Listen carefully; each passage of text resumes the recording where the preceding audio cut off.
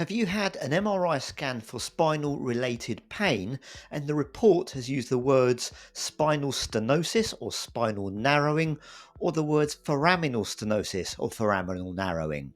My name's Anthony Ghosh. I'm a consultant spinal neurosurgeon and director of the Spine MDT, and in this video I'm going to explain what these terms mean. To understand these terms, I have to quickly explain the structure of the spine. It's made up of a stack of bones from your pelvis all the way up to your skull called vertebrae. So if we zoom in, here are three bones connected together, the front and the back.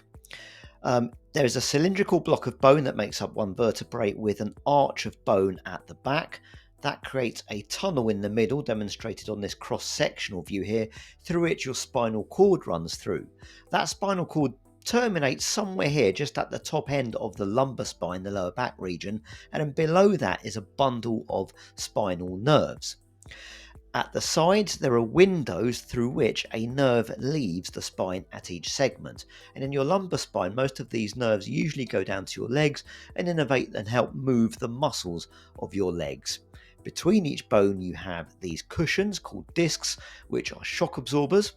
And at the back of the spine, we have these joints called facet joints, and all of this is strapped together by a group of ligaments, these straps of tissue that just hold the bones together. Now, if we take an MRI scan and slice you right down the middle of your body, this being the back, this being the front here on the left, this is the middle of the human spine, the lumbar spine. Here are the stack of bones at the front, the arches and knobbly bits of bone that you can feel when you press on the skin at the back of your spine. And this white area here is the central spinal canal, the tunnel through which all these nerves run through.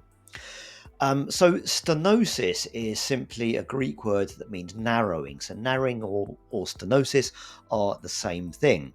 And there are different areas in your spine where you can have stenosis.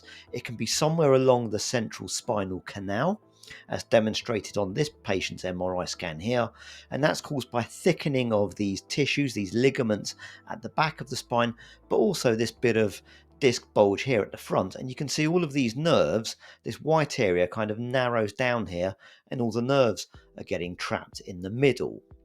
This usually causes pain that travels down one or both of your legs when you stand for a period of time and walk. It can often shorten the distance that you can walk as a result, or the time that you can stand for. And usually if you stop and rest, the pain settles down, or sometimes if you bend and lean forwards, these ligaments here at the back stretch out and open up the spinal canal, and again that alleviates pain. And that's generally the classic picture of spinal canal stenosis. But now let's look at foraminal stenosis or foraminal narrowing. This is an MRI, but the slice is slightly over to one side of the spine. So we're still looking at the front here, the back here, but these are the little windows I mentioned earlier on the diagram through which a nerve leaves the spine. And you can probably appreciate that at this level here, that window has shut down compared to the one below and above it, where you can clearly see these nerves leaving the spine, and this nerve here is trapped. So foraminal stenosis is narrowing of one of the windows of the spine through which a nerve leaves through. That can be caused by a combination again of a disc bulge, thickening of this joint and ligament here at the back, or if one level of the spine moves forward ever so slightly, and that's called spondylolisthesis, which I've discussed in another video linked below. Classically, again, this can give pain in the distribution of that nerve, often down the leg. This time it can happen when it's just sitting upright, when you're upright or standing upright, and therefore gravity alone causes more pressure on that nerve and walking. And it's often on one side of the body, but if you have narrowing on both sides, you can get pain down both legs. So it's both a radiological diagnosis from looking at your scan, but also a clinical one. Another type of narrowing or stenosis in the lower back you may see on your MRI report is lateral recess stenosis. So I'll explain what that is. Here we have an MRI scan with two views. Here's the sort of slice down the middle of the body view that we talked about earlier. That's the front, that's the back. But here on the right is a slice across your waist looking up. So where this blue line is here, if we're looking up, That would be the central spinal canal where all the nerves run through, the disc or bone area at the front, and the arch of bone at the back. So this is the spinal canal, but sometimes thickened tissue or even a cyst, as shown in this case, can cause narrowing on the side rather than right down the middle, and this tends to give pain mostly down one leg, but a similar pattern of pain as in central spinal stenosis, where the pain gets worse when you're walking and standing and eases when you sit down and lean forwards. So if your pain is predominantly in your back and not necessarily down your legs, it doesn't mean that these findings are the cause of your back pain. Back pain is complex and there are multiple factors that cause it, and as doctors we're taught to treat the patient and not the test result. So these findings are sometimes seen in patients without pain in the legs. A first line treatment measure that we can begin with is physiotherapy or exercise therapy with stretches from either a physiotherapist or an osteopath, where the aim is to try and stretch this ligament to slowly release these nerves. In the context of lateral recess stenosis or narrowing, or foraminal stenosis or narrowing, where the nerve is trapped as it leaves the spine through this window, the foramen, this can be treated with a targeted injection where a needle is guided with X-rays towards the nerve and a mixture of steroid and local anesthetic is injected around it to relieve the inflammation and help alleviate the pain in the leg. If these treatments fail or are not deemed suitable, then we have the surgical options.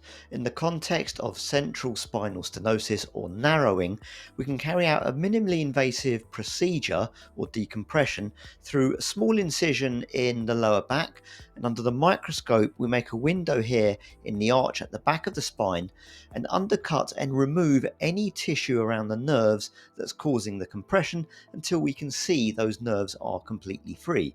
And this is quite effective in immediately alleviating the pain radiating down your legs when you walk. And this same procedure is used in lateral recess stenosis because it's the same approach in the same region. If, however, the narrowing or stenosis is around the window through which the nerve leaves the spine, then we can carry out another procedure called a minimally invasive interbody fusion, where if we can see on this x-ray here, this is the front and the back again.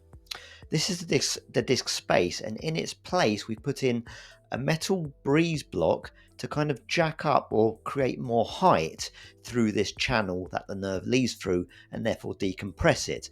And there's a couple of screws and rods put in place to just hold everything together until this segment heals and fuses up. Please look at the links below that describe these procedures in more detail. So to summarise, I really must emphasise the importance of a really good clinical assessment to see that if your symptoms match the findings of your scan, and then a team approach with oversight in treating your symptoms, whether that's with physiotherapy to begin with, an injection, or even surgery thereafter. I really hope you found this video helpful. If so, please click that like button and do subscribe to the channel. Also visit us at spinemdt.com to see how we can help you. Thank you very much for watching.